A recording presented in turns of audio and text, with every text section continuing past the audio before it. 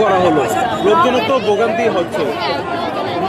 আমরাও তো ভোগান্তি সাফার করে আসতেছি, ঠিক আছে। 1.5 বছর ধরে আমাদের মানে সিনিয়র ভাইয়ারা তারা হচ্ছে তাদের যেই ছিল দরখাস্তগুলো ছিল সেগুলো জানাইছে, কিন্তু তারা তো মানে শিক্ষা মন্ত্রণালয় থেকে তেমন কোনো রেসপন্স করে নাই।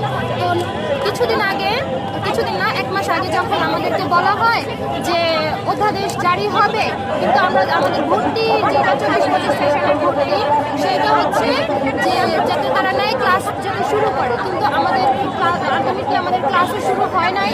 আর যখন আমরা হচ্ছে যে আমাদের ভার্সিটিগুলোতে যাওয়ার পরে আমাদেরকে বলা হয় যে আমরা তো যতক্ষণ না পর্যন্ত অধ্যাদেশ জারি করা হবে তারা আমাদের ক্লাস নিবে না।